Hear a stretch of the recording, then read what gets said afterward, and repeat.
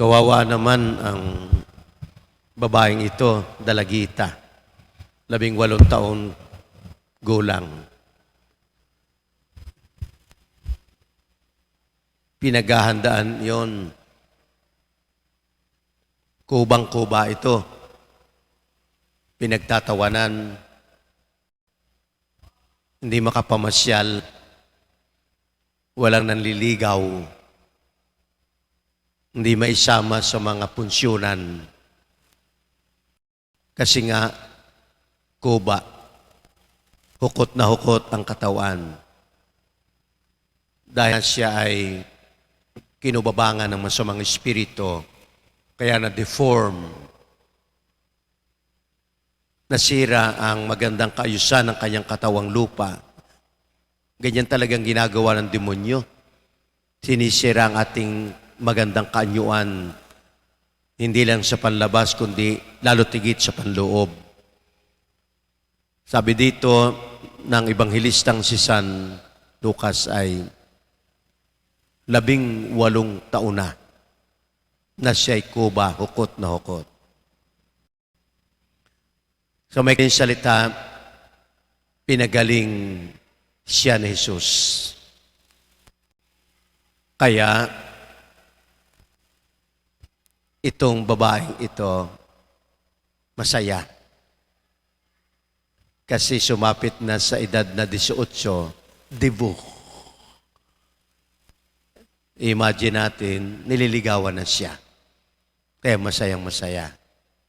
Yun ay dagdag ko na lang sa aking imagination. But that is not the point here. Ako'y merong kaklase na lalaki na nasira ang ulo. Kaya lang, naging wild siya. Kaya walang magawa yung pamilya, kundi gapusin at ikulong sa isang waribagang ulbo. Well, I am using terms na hindi pamilyar ang marami, lalo ng kabataan, yung ulbo. Hanggang sa siya'y namatay. Alam niyong ikaw ay gapusin, napakasakit noon. Ikulong sa ulbo, lalong masakit. Doble. Pinagmamasdan ko ang mga hayop, lalo na ang baka, kalabaw, at kabayo. Yan ay may tali sa leeg. Pero para maging sigurado, yan ay nakatali, may tali sa leeg, at yan ay nakapangulpa. Again, gumagamit ako ng mga salitang hindi pamilyar ang millennials, nakapangol. At nasa loob pa ng trangkahan. Again, hindi alam ng mga millennials ang ibig sabihin ng trangka. Gayunpaman, siya'y kulong, nakatali. Anong sarap ng pakiramdam ng isang hayop na siya'y kalagan upang manginain at uminom sa batisan? Mga minamahal ko mga kapatid, ginamit ni Jesus ang salitang nakahulagpos mula sa pagkakatali at siya'y nakagapos. Sinasabi na yung mga asno at mga hayop na alaga ng mga Pariseyong mapagpaimbabaw at walang ginawa kundi punahin at siyaan si Jesus. Kinakalag pagkailangang pakainin at painumin. Gumamit si Jesus ng image o larawan na itong babaeng ito ay gapos ng tanikala ng kapangyarihan ni Satanas. Kaya kailangan siya'y makahulagpos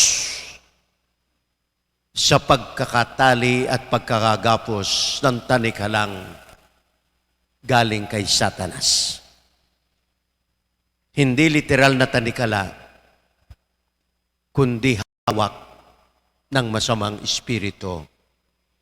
Kaya na-deform ang babaeng ito sa kanyang katawang lupa at na-deform din ang kanyang pagkatao sapagkat siya'y hiyang-hiya at itinatakwil at inilalayo sa lipunan. Ang punto dito ay ito, dapat bang gumawa sa araw ng pamamahinga? Ang araw ng pamamahinga para sa mga Hudiyo ay isang araw para sa Diyos at mamahinga sa mga gawaing pang-araw-araw, lalo tigit ang mabibigat na gawain. Pero pati maliliit na gawain ay ipinagbabawal, ganun kahigpit. Yun ang tinatawag na restrictions. At hindi lamang yun, pati paggawa ng mabuti ay ipinagbabawal sa araw ng pamamahinga. Bagay na sinuway, hindi sinunod ni Jesus. Bagay na ikinagalit ng mga Pariseo na mapapaimbabaw. At dumating itong hukot na dalagang ito, kubang-kuba, na hiyang-hiya. At pinagaling ni Jesus sa araw na ito na ipinagbabawal na maging paggawa ng mabuti ay labag sa batas ng mga Hudiyo. Now, ito ang posisyon, itong stand, itong pinaglaban ni Jesus. Ang taong ito ay nangangailangan ng tulong at tinulungan ni Jesus. Ang taong itong gapos ng tekala ng kapangyarihan ni Satanas ay kailangang makahulagpos. Sa maikling salita, kailangang gumawa si Jesus ng paraan kahit sa araw na ipinagbabawal ng paggawa ng mabuti. Mga minamahal na mga kapatid, ang paggawa ng mabuti, as in mabuti, according to the standard of God,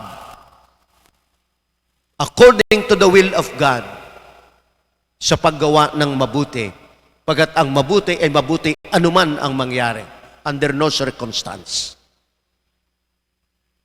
Ang itinuturo sa atin, araw at gabi anuman, sino man ang pumunta sa atin, pagkailangan ng tulong ng isang tao o ng isang grupo, gagawa at dapat gawin.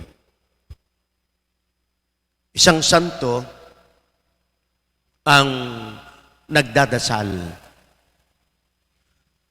At sa instinct natin, normally, pag tayo nagdadasal, nakikipag-usap sa Panginoon, ang focus ay sa Panginoon,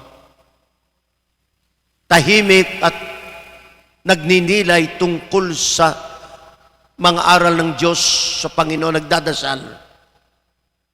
Ito'y napakagandang gawain at ito'y napakagandang gawaing pangkabanalan at spirituality. Spiritual exercise.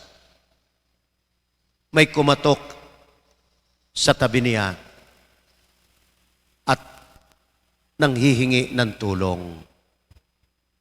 May kumatok sa pinto, nanghihingi ng tulong.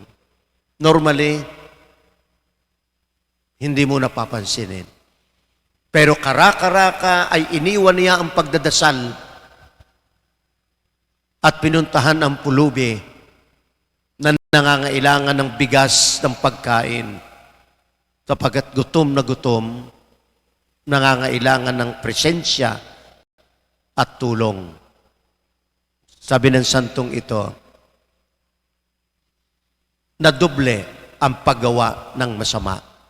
I'm sorry, na doble ang paggawa ng mabuti. At hindi na interrupt ang kanyang pagdadasal. Dahil sa mga sandaling iyon, iiwanan muna ang pagdadasal at ipinagpapatuloy sa pagtulong sa kapwang nangangailangan at saka bumalik sa estado ng pagdadasal o panalangin. Sabi ng santong ito, there was no interruption whatsoever. Ganda. The point here is, anuman ang mangyari, pag kailangan tumulong at gumawa ng mabuti sa kapwa, gagawin mo. Gagawin mo. Bagamat mayroong mga reglamento o mga lituntunin o batas na maaring mapahama ka, ilalagay mo ang iyong sarili sa tinatawag na panganib. Pero yung paglalagay mo ng sarili sa panganib, pulaan ka man o anuman ang gawin sa iyong masama dahil sa paggawa mo ng mabuti, ikaw ay isang tunay na Kristiyano. Kaya mga minamahal ko mga kapatid, pag minsan sa tayo ay gapos din ng tanikala ng ating kawalan ng pagtulong sa kapwa. Dahil ang iniisip natin ay ang ating sarili, ang kapakanan natin, baka malagay tayo sa panganib. There is always a risk as far as helping is concerned, and almsgiving and doing good works of mercy. Ito ay paalala sa atin ng ating Panginoon.